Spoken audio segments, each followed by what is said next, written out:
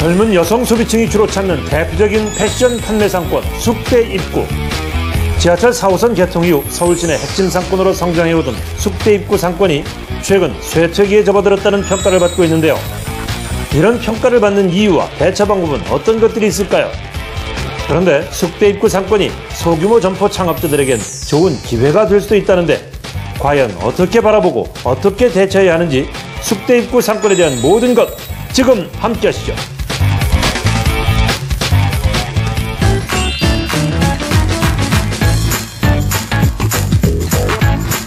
여러분 안녕하십니까. 자, 창업 필살기 상권 분석 진행을 맡고 있는 이창섭입니다.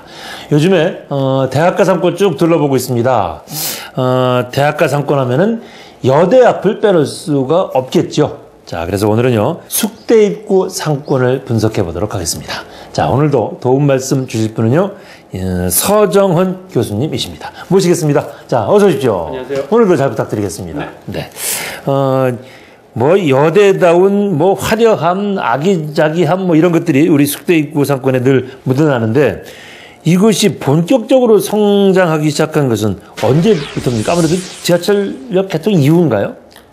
예, 숙대 입구 상권 하면은 우리가 지금 알고 있는 부분하고 약간 좀 틀린 부분들이 원래 남영역이라고 하는 지하철 1호선이 통과하는 역, 이 근처에 상권이 일부 있었고요. 이게 한강로라고 하는 큰 길가에 있는 상권이었고 숙명여대가 그 산 위에 청파동에 들어서면서부터는 사실은 이게 한 상권처럼 불리고 있습니다만 엄밀하게 말하면 단절되어 있는 곳이거든요. 그래서 서울역에서 용산역으로 가는 철길, 남영역으로 거쳐서 가는 그 철길이 두 상권을 분절하고 있습니다만 워낙 인접해 있기 때문에 우리가 합해서 그냥 남영역 상권과 숙대 입구 상권을 합해서 숙대 입구 상권 뭐 이렇게 표현을 하고 있고 또 지하철역도 숙대 입구형 4호선 이렇게 돼 있기 때문에 사람들이 속칭으로 알고 있는데요. 아무래도 이곳은 원래부터 그 철길이 통과하는 곳의 상권에 대학가 상권이 결합된 이런 이제 발전 과정을 보였다고 볼 수 있습니다. 아무래도 그 철길이 지나가기 때문이기도 하겠지만은 그 남영동 상권과 숙대 입구 상권 그게 연결성이 좀 떨어지는 이유가 또 다른 것도 있나요? 대표적인 게 철길이고요. 우리가 그 철길이 지하철이 지금은 이제 서울 시내에 보편화되어 있기 때문에 지하철이 있느냐, 지상철이 있느냐 이거에 따라 굉장히 차이가 큽니다. 그러니까 그 역사가 지상에 있느냐. 그러니까 2호선 같은 경우도 그 지상 구간이 있는 구간이 있거든요. 뭐 구의역, 강변역 이런 구간들이 이제 지상으로 그 철길이 지나가게 되는데 여기도 굉장히 높게 지어놔가지고 사실은 사람들이 다니는 데는 불편이 없음에도 불구하고 굉장히 상권의 분절을 많이 가져오는 경향이 있는데 더더군다나 여기처럼 사람들이 다니는 철길에 영향을 미치는 곳, 여기도 사실 구름다리 형태로 되어 있기 때문에 그렇게 영향이 없을 것 같은데 신기하게도 그 지상으로 철길이 있으면 굉장히 분절 효과가 큽니다.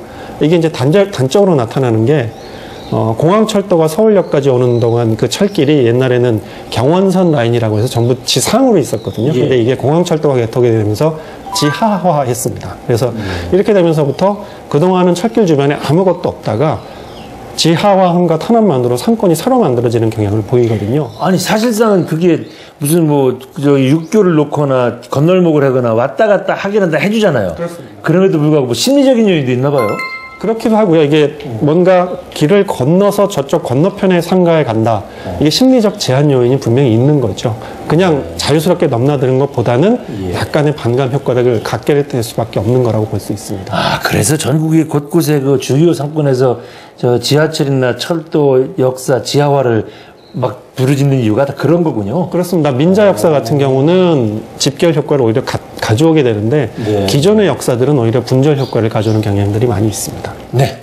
자, 서서히 변화하고 있는 숙대 상권 점점 더 궁금해지시죠? 지금부터 하나하나 차근차근 알아보도록 하겠습니다.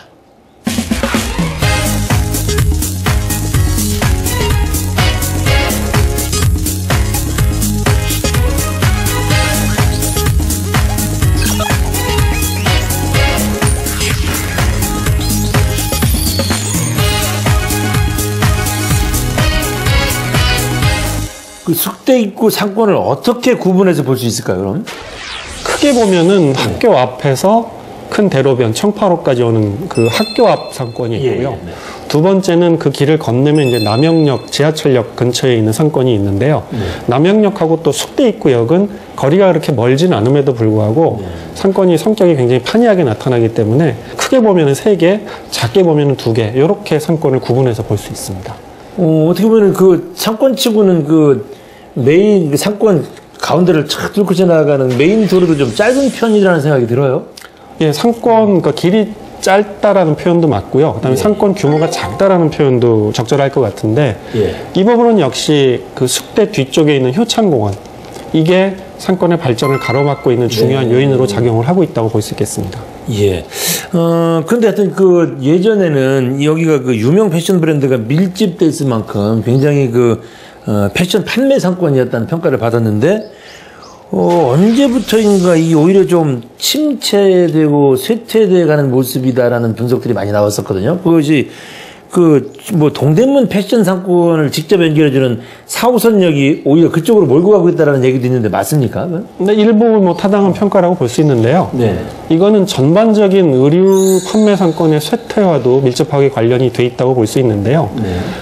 이 숙명여대 남영역이 서울역하고 굉장히 인접한 거리에 있고요. 그래서 교통편이 굉장히 좋은 곳인데 예전에 우리가 한 80년대 중반 후반까지만 해도 옷을 사는 곳은 지금 말씀하신 동대문 시장 빼놓고는 대중교통이 아주 발달한 지역 몇 곳에 흩어져 있었습니다. 근데 그 이후에 90년대 들어오면서부터 개발 붐에 편승해서 나타나는 게 흔히 말하는 몰 형태의 상가들이 많이 생겨났거든요. 그래서 그 몰에는 굉장히 많은 의류 브랜드들이 집결을 하게 되죠. 예, 그래서 굳이 동대문 패션 상가뿐만 아니라 지역에 있는 몇 곳으로 의류점이 밀집이 되다 보니까 또 여기에 상설 의류 할인타운이라는 곳이 서울에 대여섯 군이 생겼습니다. 그래서 대표적으로 연신내라든지 창봉, 건대합 뭐 이런 데들의 점포 수가 한 100개가 넘는 상설 할인타운이 들어서고 이렇게 의류점이 거점 위주로 밀집되는 경향을 보이다 보니까 이 숙대합처럼 대표적으로 그동안의 중심 역할을 했던 브랜드들이 이제 그쪽으로 다 빠져나가는 거죠. 그래서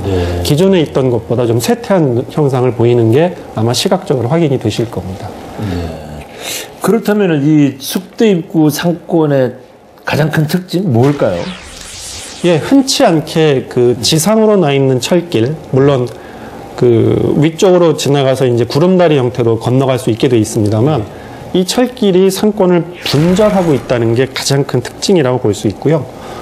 그래서 대학가하고 인근의 주택가보다는 대로변에 있는 오피스가 이 두 가지가 결합된 상권의 특징을 갖고 있다는 게 숙대 입구 상권의 특징이라고 볼 수 있겠습니다. 지하철역 숙대 입구역 그 주변에 보면은 엄청나게 많은 커피 전문점들이 쫙 있는데 이렇게 지나가다 보면은 다 손님들이 바글바글 해요. 그 여대 상권의 특징 때문에 그런가요? 그것도 그렇게 볼 수 있나요?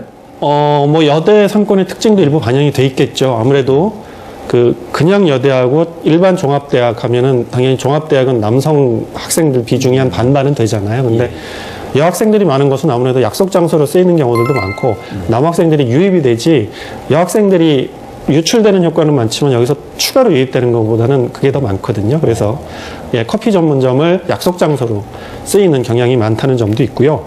그 다음에 이 남영역 주변에 오래된 건물들의 소형 사무실들이 굉장히 많이 있습니다. 그래서 커피 전문점이 잘 되는 데는 학교 앞이라기보다는 소형 사무실 밀집 지역이 굉장히 잘 되는 경향을 보입니다. 그래서 굳이 대형 사무실들이 많은 데보다는 한 5층에서 7층 정도 되는 중형급 이하의 상가들이 많은 곳에 이런 커피 전문점 밀집이 굉장히 많이 돼 있거든요.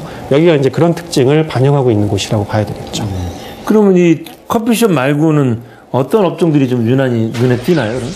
예, 원래 이 숙대 입구역, 남영역 주변에 과거에는 대형 브랜드들의 안테나숍 개념, 그러니까 멸로는 명동이 그런 기능을 갖고 있는 데인데 여기 못지않게 그런 브랜드들이 많이 있었습니다. 그래서 구두라든지 패션 의류라든지 뭐 액세서리라든지 이런 업종들이 그 안테나숍으로 점포를 많이 갖고 있었는데 아직까지도 몇 개들은 여기서 그 명맥을 유지를 하고 있고요. 그 다음에 이제 대표적인 게 저가 화장품 종류, 그 다음에 액세서리 종류 이런 판매 업종들이 일부 대로변에 남아 있고요. 그 다음에는 그 각종 음식점 계통들이 많이 분포가 되어 있습니다. 그래서 최근에는 또 이 근처에 소형 오피스텔 이런 것들도 많이 들어서고 있어가지고 그런 직장인들이 점심시간에 간단히 식사하거나 이런 업종들도 최근에 많이 증가하고 있다고 볼 수 있겠습니다. 네. 여기도 뭐 지하철 4호선에 뭐 또 1호선도 있고 또 이 버스들도 엄청나게 왔다 갔다 하는 곳이잖아요. 그럼 유동인구는 뭐 좀 많은 편인가요? 어떻습니까? 예, 여기 한강로라고 하는 간선도로가 위치해 있어서 서울역과 관련된 도심 지역이랑 강남으로 넘어가는 한강대교 여기를 연결하는 뭐 최고의 간선도로죠. 그래서 그 도로교통 여건은 어느 지역 못지않게 좋다고 볼 수 있는데요. 현재 통계에 의하면 숙대입구역하고 남영역 두 곳, 요 지하철역의 하루 이용 인구가 한 6만 명 정도 됩니다. 그래서 뭐 단순히 6만 명 하면 잘 짐작이 안 되실 것 같아서 제가 비교 대상을 말씀을 드리면 서울의 지하철역 중에 하루 승하차 인구가 가장 많은 곳이 2호선 테헤란로변이거든요. 그 다음에 이제 환승역들인데 이런 환승역이나 테헤란로변에 있는 그 지하철역이 하루에 한 10만 명에서 12만 명 정도 됩니다. 네. 가장 많은 곳이 현재 강남역으로 체크가 되고 있는데 강남역이 한 12만 명 정도 되거든요. 그거보다는 못 미치지만 일반적으로 6만 명 정도면은 어느 정도 우리로 뭐 A, B, C 등급으로 따지면 B 플러스 정도 되는 그런 정도의 유입 인구를 자랑한다고 볼 수 있고요. 한 지점에서 이제 측정치를 가지고 직접 유동 인구를 조사를 해보면 시간당 1시간 최대 유동량은 한 2,000명 정도 수준으로 되기 때문에 보통 이 수치가 지하철 역세권 A급 같은 경우는 한 1,000명 정도, 그 다음에 정말 번화한 곳이다 싶으면 우리가 한 3,500명 정도 되는데 그 중간급 정도 되는 그런 유입 인구라고 보시면 되겠습니다. 일단 뭐 유동인구로 봐서는 우리 교수님도 B 플러스 정도 된다고 그러셨는데 만만치 않은 곳이네요. 그렇습니다. 그렇다면 이게 이름은 숙대 상권이라고 하지만 일반인 유입도 굉장히 많을 것 같은데 주 소비층은 그럼 어떻게 분석이 됩니까? 예, 남영역에 가까이 가는 대로변일수록 굳이 20대 여학생들 수요를 노리실 필요는 없다고 생각이 되고요. 제가 말씀드린 대로 오래된 소형 사무실 건물들이 많이 있기 때문에 점심시간에 가서 이렇게 둘러보시면은 그 직장인 계층들이 많이 오거든요. 그래서 20대부터 50대 초반까지도 폭넓게 분포한다고 보시면 될 것 같고요. 뭐 당연히 학교 앞쪽은 20대 여학생 위주로 하셔야 될 거라고 보입니다. 그렇다면은 뭐 여건이 좋은 만큼 이 뭐 권리금이나 주변 신세, 점포 시세 만만치 않을 것 같은데 이것도 좀 얘기 좀 해주시죠.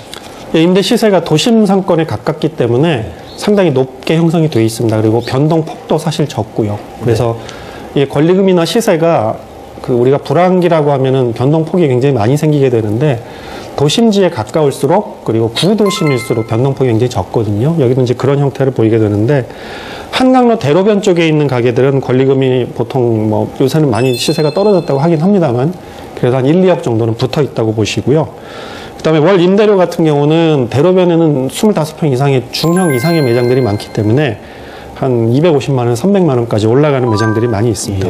학교 앞으로 가면은 이게 또 언덕길로 돼 있고 학교에 가는 길 가까운 곳이냐 이면도로에 따라 상당히 편차가 크게 나기 때문에 잘 찾아보셔야 될 거라고 보입니다. 이거 점포 시세도 역시 만만치 않군요. 유동인구도 만만치 않은 대신에 그렇다고 하면은 그 점포 시세가 이렇게 높다면은 상품 객단가도 높아야 된다라는 생각이 일단 드는데 그러면은 그 음식점 예를 들어서 좀 고가품도 괜찮은가요? 업종을 선택해서. 예, 점포 임대료가 높으면 너무 싼 그 음식만 팔든지 상품을 팔면 이게 과연 수지를 맞출 수 있을까? 이런 걱정을 하실 수는 있는데요. 기본적으로 대학가 상권이라는 전제는 가격이 경쟁력을 갖기는 좀 힘듭니다. 그래서 우리가 보통 대학가 상권은 싸고 양 많고 뭐 이런 기본적인 인식을 갖고 있으신데 그건 이제 기본적으로 생각을 물론 하셔야 되고요.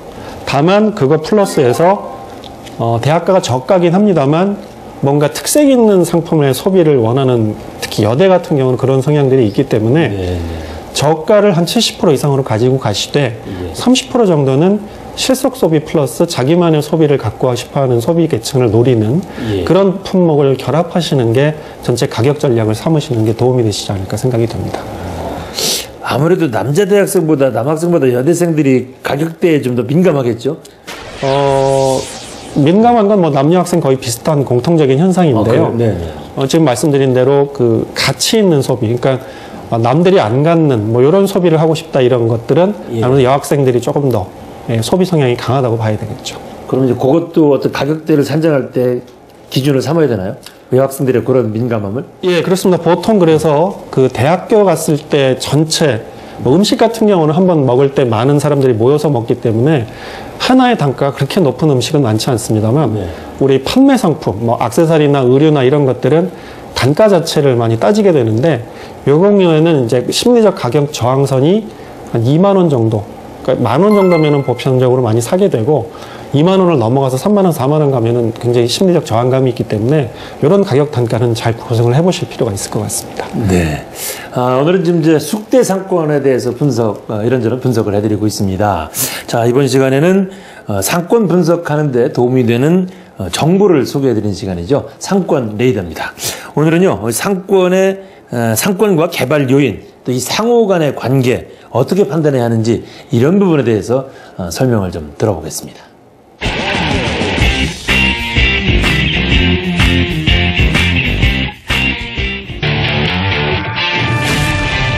상권 레이더 시간입니다. 자, 오늘은 상가 건물이 하나 들어선다든지 오피스텔이 들어선다든지 이런 각종 개발 요인이 상권에 나가보면 있게 됩니다. 그러면 개발 요인이 상권에 어떤 영향을 미치는지는 밀접하게 판단을 해보셔야 될 텐데요. 첫 번째 보셔야 될 부분은 이 개발 요인이 완공되는 시기를 꼭 포착을 해보셔야 됩니다. 언제쯤 끝나는지. 그러면 그 개발 요인이 끝나기 전에 언제쯤 사업을 시작하는 게 이 상권에서 가장 효과적으로 돈을 투자하는 것인가, 이런 판단이 서시게 됩니다. 신도시급 개발이 되는 큰 개발 요인일 경우에는 보통 사업이 개발되는데 7년에서 10년 가까이 걸립니다. 그래서 이 기간이 만료되기 1년이나 1년 반 정도에 영업을 시작하시는 게 권리금 시세도 거의 형성이 안 돼 있고 월세도 적당한 수준에서 시작하실 수 있습니다. 너무 일찍 시작하시면 장사가 안 되고요. 너무 늦게 들어가시면 권리금이나 임대료가 오를 대로 오를 때 들어가시게 됩니다. 이 상관관계를 잘 보셔야 개발 요인을 플러스의 요인으로, 장사가 잘 되는 요인으로 판단하고 사업을 시작하실 수 있을 겁니다.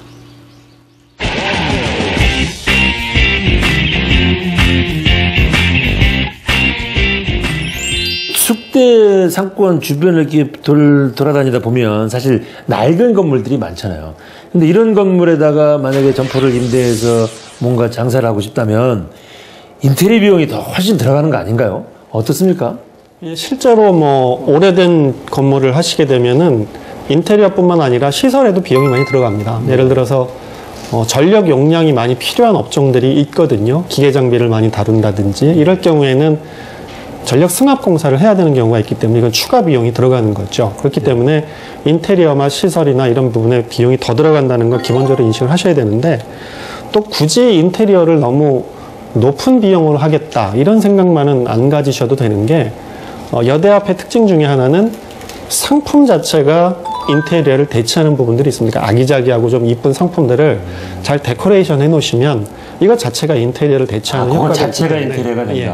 그렇기 때문에 굳이 이제 외형적인 인테리어도 물론 신경을 쓰셔야 되긴 합니다만 너무 높은 비용으로만 생각하실 필요는 없고, 예를 들어서 대학가 상권에 제가 뭐 일례로 말씀을 드리면 카페도 우리가 사실은 비용이 굉장히 많이 들어가는 업종 중에 하나인데, 전체 인테리어를 종이로 해서 종이 카페를 꾸미신 경우는 우리가 보통 평당 아무리 못 들어가도 100만 원, 200만 원 들어가는 인테리어 값을 40만 원, 30만 원대로 낮출 수 있는 형태가 있거든요. 예, 그래서 이런 특색이 있는 그 소품들을 잘 활용하시면 인테리어 비용을 아끼시는 데도 도움이 되지 않을까 싶습니다. 우리가 인테리어 비용 줄이려면 연구도 많이 해야 되겠군요. 그렇습니다. 아무래도 여대 입구다 보니까 커피 전문점 해보는 게 어때라는 마음으로 창업 준비하시는 분도 계실 텐데, 제가 정보 하나 드리겠습니다. 이 소상공인진흥원 상권 정보 시스템에 올라와 있는 정보인데요.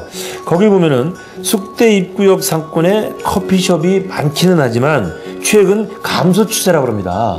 그래서 전국 주요 상권 밀집도를 1위라고 봤을 때 0.44인 것으로 집계가 됐습니다. 자, 교수님, 그러면은 커피 전문점 창업을 생각하시는 분들 가장 중요한 게 뭡니까, 그러면? 예. 커피 전문점도 중요하지만 숙대 입구역에서 커피 전문점 창업하실 때 중요한 부분을 하나 말씀을 드리면, 우리가 이제 제가 이 방송 중에 숫자를 굉장히 많이 말씀을 드립니다. 통계들도 많이 근거해서 말씀을 드리는데, 이 숫자의 의미를 잘 파악을 하셔야 됩니다. 특히나 숙대 입구 같은 경우는 뒤편이 효창공원으로 막혀 있고 또 철길이 앞을 지나가고 있기 때문에 고립형 상권의 특징을 갖고 있거든요. 우리가 지난 시간에 한번 다루어드렸던 중앙대 앞 같은 경우는 제가 저수지형이라고 말씀드렸는데 그거는 지대가 낮은 곳에 상권이 형성되어 있기 때문에 몰려드는 형태라고 말씀드렸습니다만 이 숙대 입구는 오히려 반대로 지대가 높은 데 상권이 형성되어 있기 때문에 굉장히 그 위험성이 많은 곳입니다. 그래서 이런 지역에 사실 때는 그 지역의 수요자가 그러니까 예를 들어 학생이 몇 명 정도 여기 다니고 있고 학생하고 교직원 이거 다 포함해서 몇 명이며 인근에 있는 총파동의 거주민들이 몇 명이고 지하철역이나 버스 정장을 통해서 유입되는 인구가 몇 명이고 이런 숫자에 근거해서 그 숫자를 바탕으로 이 지역의 사업성을 평가하는 데 굉장히 중요한 잣대로 많이 삼으셔야 됩니다. 그러니까 이게 같은 숫자지만 같은 생활처 인구지만 좀 더 상권이 큰데 외부로부터 유입되는 인구들이 많아지는 이런 곳에 가면 통계의 의미가 조금 더 완화가 되거든요. 통계 이외에 다른 걸 가지고 많이 판단하셔야 됩니다만 여기는 통계의 중요성을 굉장히 높게 판단하시는 게 굉장히 중요할 거라고 보입니다. 혹시 이런 분들도 계실 것 같아요. 커피 전문점을 하고는 싶은데 좀 비용을 좀 절감하고 하기 위해서 테이크아웃 전문점 정도를 하면 어떨까? 이런 분들에게 팁 하나 주세요. 어디가 좋습니까? 숙대 상권에서 정말. 예, 테이크아웃은 당연히 점포가 작기 때문에 비용이 적게 든다라는 기본적인 인식을 하고 계신데 거기에 플러스 꼭 하나 더 기억하셔야 될 건 테이크아웃은 유동인구 적은 곳에 들어가시는 방법은 아닙니다. 그러니까 많은 데 들어가면 적은 만큼 또 비용이 올라갑니다. 그러니까 싼 것이 아니다라는 기본적인 생각을 하셔야 되는데 그렇다면 싸면서도 유동인구 많은 곳 이걸 고르셔야 되겠죠. 그러려면 기본적으로 틈새에 있는 곳들을 찾으셔야 되는데 이 지역에서 틈새에 해당되는 곳은 남영역에서 철길을 거쳐가지고 이제 숙대 쪽으로 올라가는 이 길의 초입 지역, 횡단보도 초입이나 이런 데들도 괜찮을 것 같고요. 두 번째는 숙대 입구에서 내려오다 보는 게 삼각지 형태로 길이 갈라집니다. 양쪽으로. 그 갈라지는 이 삼각지 지형, 요 초입 부분, 이런 데들이 테이크아웃은 가장 적정한 지형이라고 볼 수 있습니다. 네, 이제 숙대 상권 분석하고 있는데 슬슬 또 마무리할 시간이 돼가고 있습니다. 아무래도 뭐 유동인구가 많다고는 하지만 그래도 여대생들이 중심이 된 상권이니까 여기 창업할 때는 좀 센서티브한 여대생들 때문에 좀 신경을 더 써야 되는 게 아닌가라는 생각이 드는데 이 지역에 창업할 때 주의해야 될 점 정리 좀 해주세요. 예, 상권이 꽤 오래된 상권이거든요. 그래서 그 숙대 입구역 대로변 한강로 쪽에 가까운 쪽에 위치하느냐 학교 앞에 위치하느냐에 따라서 같은 숙대 입구 상권이라고 표현하기 힘들 만큼 차이가 크게 납니다. 그래서 이 편차를 꼭 감안을 하셔야 될 것 같고 이게 꼭 산으로 비교하면은 산 아래쪽, 중턱, 위쪽 이렇게 표현이 돼 있어서 어디에 상가를 위치하느냐에 따라 전략이 달라져야 된다는 점 굳이 명심을 하셨으면 좋겠고요. 그 다음에 인테리어도 신축 건물이기 때문에 신경을 많이 쓰셔야 됩니다만 나름대로 거기에 놓게 되는 여러 가지 소품들 이게 다른 지역보다 굉장히 신경을 쓰시는 게 좋을 것 같은 그런 느낌을 좀 가지셨으면 좋겠고 또 상당히 제한되어 있다는 특성을 분명히 기억을 하셔야 됩니다. 뒤쪽에 산, 앞쪽에 철길 이거는 본인이 어떻게 할 수 없는 외부 요인이기 때문에 그 한계를 분명히 인식을 하시고 계절적인 차이 이런 것에도 적절하게 적응할 수 있는 영업 방법을 반드시 찾으셔야만 성공 가능성이 높아질 거라고 보입니다. 그거 중요하군요. 그 뭐 뒤에 있는 효창공원이 뜯어서 옮겨질 수도 없고 그죠? 경부선 철도가 옮겨가기도 어렵고 그러니까 이거는 분명히 한 제한적인 요소다. 그걸 꼭 인식을 하셔야 되겠다. 그럼 앞으로의 숙대 상권 전망 어떻게 보시나요? 예, 지상으로 이제 철길이 가고 있기 때문에 근본적인 한계는 분명히 있습니다만 워낙 상권이 오래되어 있기 때문에 그 철길 주변으로 해서 개발 요인들은 분명히 있습니다. 그래서 조금씩이나마 여기 변화되고 있다. 특히나 이제 용산구 지역이 구세가 좀 약한 곳입니다. 지금 용산구에 위치해 있는 미 8군이 빠져나가거나 하게 되면은 굉장히 세가 약해질 곳이고 또 그 용산전자상거라고 하는 것이 오랫동안 수입원이었는데 여기도 지금 많이 쇠퇴한 경향이 있습니다. 그래서 전체적으로 용산구 지역의 소비력이 많이 떨어져 있는 상황인데 그나마 여기서 발전 계획을 많이 갖고 있는 게 서울역에서 용산역을 향하는 그 한강로 변입니다. 여기는 부도심급 개발 계획 정도로 해서 굉장히 개발 요인도 많고 최근에는 발표된 것 중에 하나가 그 가로변의 간판 정비 계획도 나와 있습니다. 그래서 용산역에 지금 서울역에서 이 용산역까지 가는 중간 정도까지는 간판 정비가 어느 정도 이루어졌거든요. 그래서 이런 것들도 사실은 소비자들을 유입하는데 간접적이나마 효과를 발휘하는 경우들이 많기 때문에 그나마 이 지역에서는 개발 요인이나 변동 요인이 있는 곳이다. 이렇게 전망을 좀 밝게 보시고 창업 준비를 하시는 게 좋을 거라고 생각합니다. 네. 오늘은 이 숙대 입구 상권에 대해서 이제 분석을 해드렸는데, 뭐 하여튼 최적의 교통 환경을 바탕으로 잘 나름대로 꾸려가던 숙대 입구 상권이 왠지 좀 주춤한 그런 모습을 보이고 있는데, 앞으로 우리 교수님 분석해 주신 것처럼 정말 더 발전하는 그런 사건이 됐으면 좋겠습니다. 숙대 상권 분석에 대해서 더 정보가 필요하시면은요, 언제나 이 소상공인진흥원 상권 정보 시스템에 접속을 하시면 여러분이 원하는 정보 또 얻으실 수 있겠습니다. 자, 교수님 오늘 또 수고 많으셨습니다. 감사합니다. 네. 자, 오늘 준비한 내용은 여기까지고요. 다음 시간에 다시 또 찾아오겠습니다. 그럼 고맙습니다. 안녕히 계십시오.